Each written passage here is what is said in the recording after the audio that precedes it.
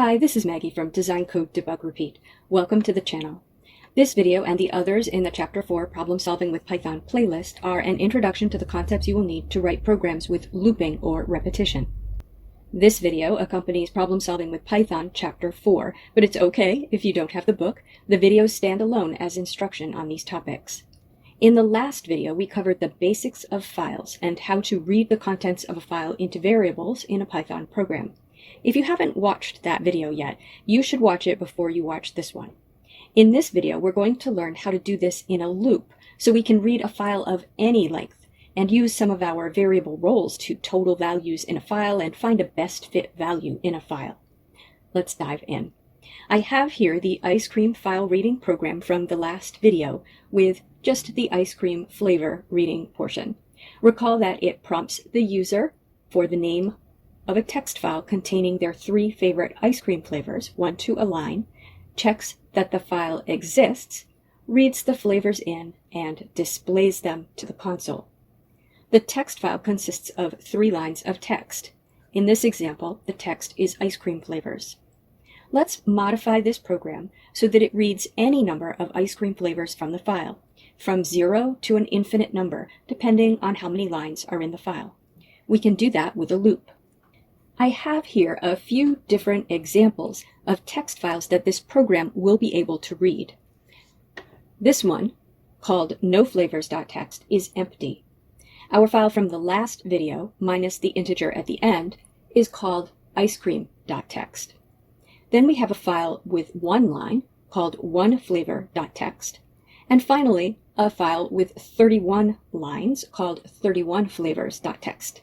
This is the original 31 Baskin-Robbins flavors, according to Wikipedia.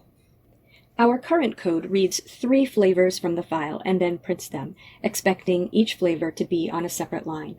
So that will work for our file with 3 lines, and it will work for our file with 31 lines, although it will never read 28 of the flavors. But it will try to print non-existent flavors for our files with 0 and 1 lines. In other languages, trying to read past the end of a file will cause a runtime exception, a crash, but Python will just keep reading that end of file character.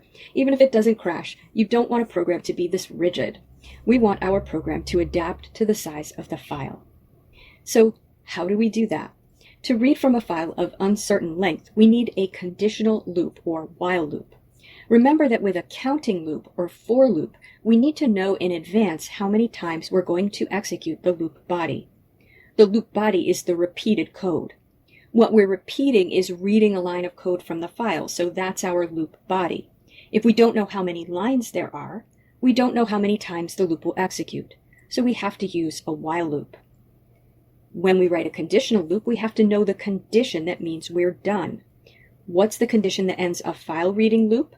We end the loop when we've reached the end of the file.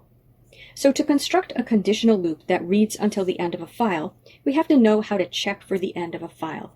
This is going to be different in different languages. In Python, we check for whether we have read the end of file character, and that looks like the empty string, or 2 quotation marks right next to each other, nothing in them. Here's a quick little program that demonstrates that. It asks the user for the file name, and then reads a line from the file. If that line is equal to quote quote or the end of file marker, the program says that the file is empty. If it doesn't, the program says the file is not empty. Let's run it and enter noflavors.txt at the prompt, the empty file. And the program tells us it's empty. It's read a line, checked if it's equal to quote quote, and it is, so it tells us it's empty. Let's run it and enter icecream.txt, which has 3 lines in it. And the program tells us it's not empty, because we know that the first line is Rocky Road, not quote quote. Remember that a while loop needs an initializer, a test, and an updater. We know the test. We're going to read from the file as long as we haven't read quote quote, the end of file. So we have to test a line from the file, just like we did in the empty file testing program. So the initializer is reading a line from the file into a variable. The test is testing if the variable is referencing the end of file marker, quote, quote, and the updater is reading another line from the file, or the end of file marker once we're at the end. Remember that read line will advance the file reference variable down to the next line in the file, so that continues to move the file reference variable until eventually we reach the end file marker. So in our program, let's rename it to read_icecreams_file.py. We're going to keep the code that gets the file name from the user and checks if the file exists and then opens the file. But we're going to read through one flavor at a time. So let's have one variable called flavor, and we'll read that as our initializer. It's okay if we strip it. That won't hurt us if it's the end of file marker, but in some languages you can't process the end of file marker. So in some languages you'd only strip after you've confirmed it's not the end of file marker. So we'll read it, and then we can start our loop. While flavor is not equal to, quote, quote, colon. So while we're not at the end of file, we'll print the flavor. I'll just keep that simple and print flavor. And then we read the next flavor. And that's it.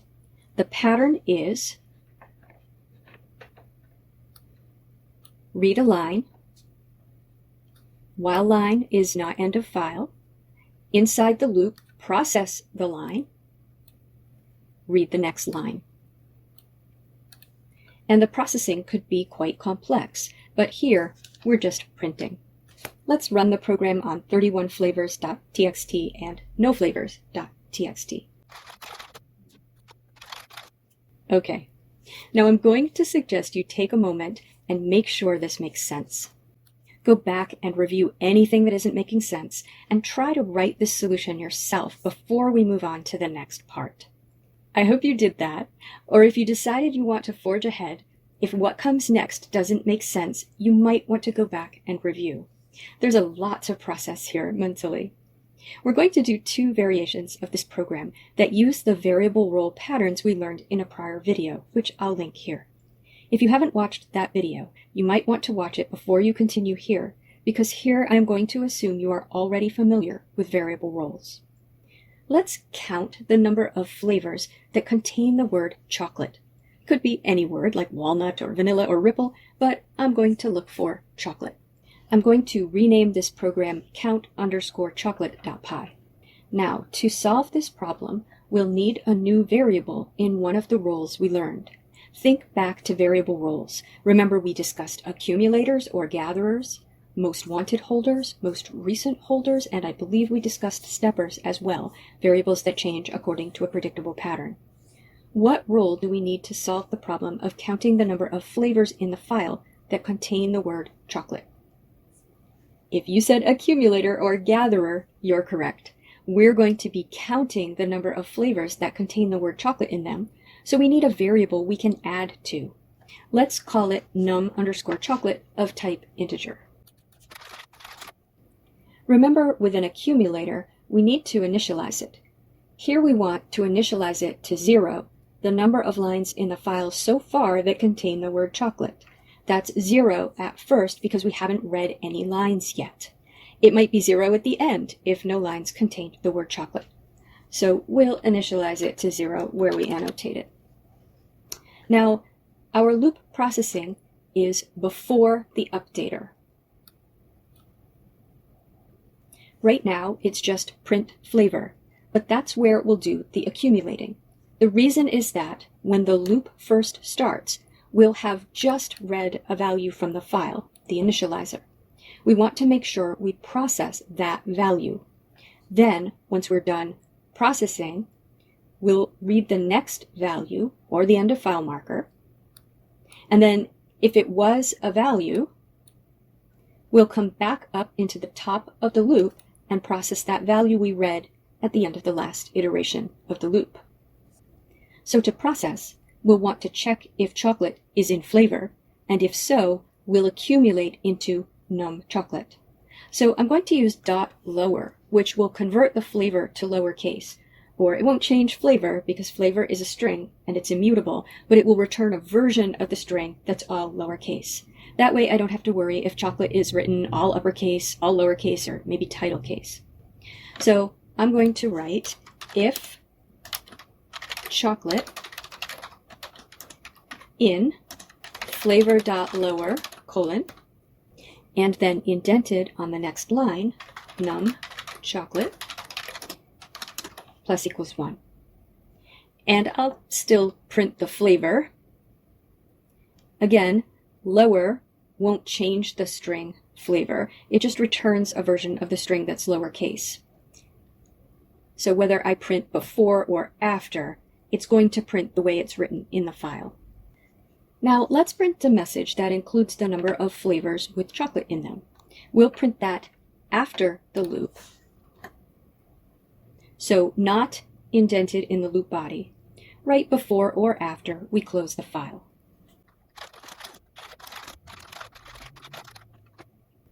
And let's run that on a few of our files. We'll expect 0 for the empty file. But I think all of the other files contain chocolate.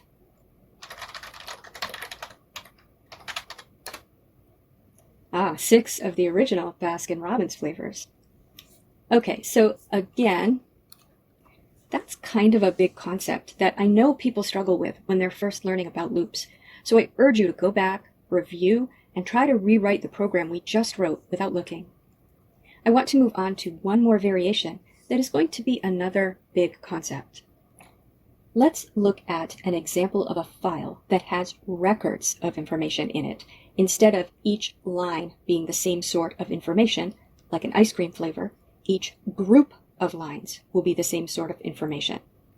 This file is called halloweenhaul.txt, and it's organized as person name, type of candy, number of pieces. And I have 3 records in this file. The first one is Andy on one line, Snickers on the second line, and 4 on the third line. So that record tells us that Andy got 4 Snickers bars on Halloween. The next 3 lines are Molly, Twizzlers, and 10, telling us that Molly got 10 Twizzlers.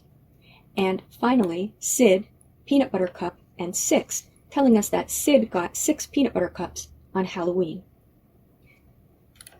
So inside the loop body, we're going to want to read 3 lines so we can process an entire record.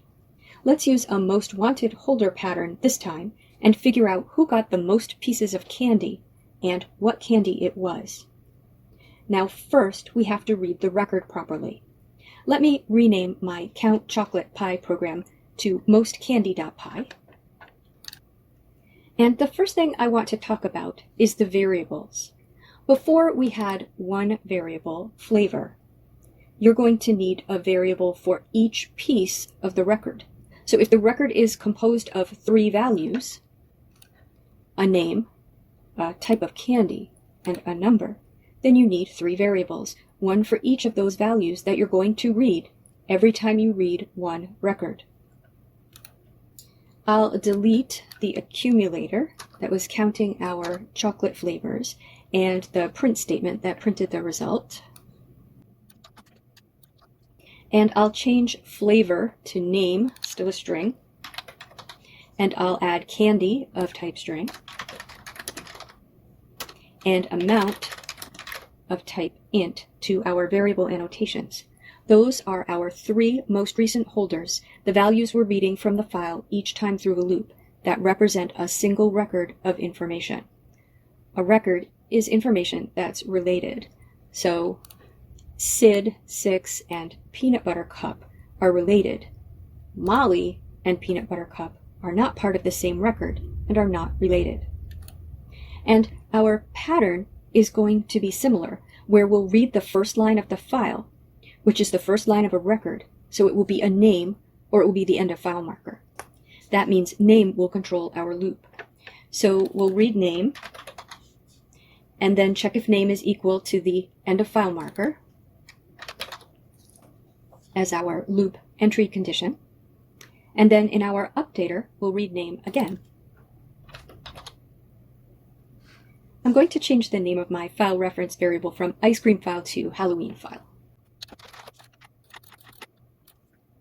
Okay, so after we've read name, we're going to want to go into our loop and read the other two parts of our record, the candy and the amount, in that order because that's the order they appear in the file. So I'll add two more read statements at the top of the loop, and I'll convert amount to an integer. Okay, let's go ahead and print a statement like Andy got 4 Snickers. Let's run the program and see that it's working so far. Okay, and it's successfully reading each record and giving us output that is accurate according to what's in the file. Now, let's add some most wanted holders. We want to know who got the most candy and what that candy was. So we'll need 3 most wanted holders, 1 for each part of the record.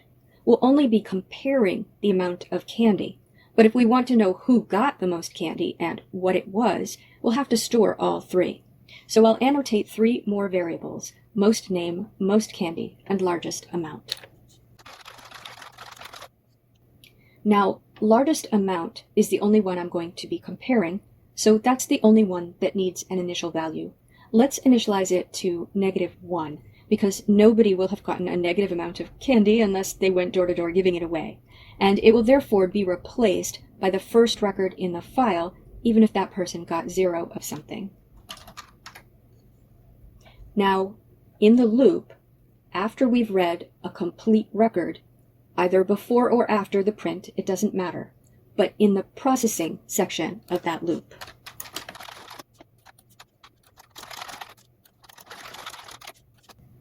we'll do our comparison. If the amount we just read is greater than largest amount, we'll replace all 3 most wanted holders with our 3 most recent holders. And before we close the file, but outside of the loop, let's print who got the most candy and what it was. Remember that we want to print the most wanted holders here. So something like print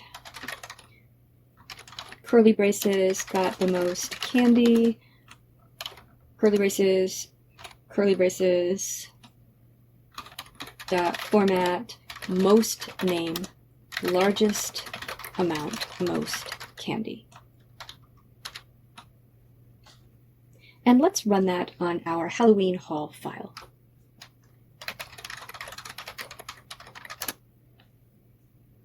And it says, Molly got the most candy, 10 Twizzlers.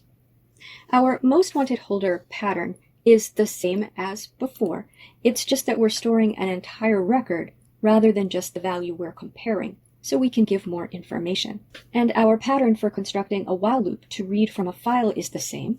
It's just that we're reading the rest of a record at the top of the loop before we process and read the next start of a record, or end of file marker.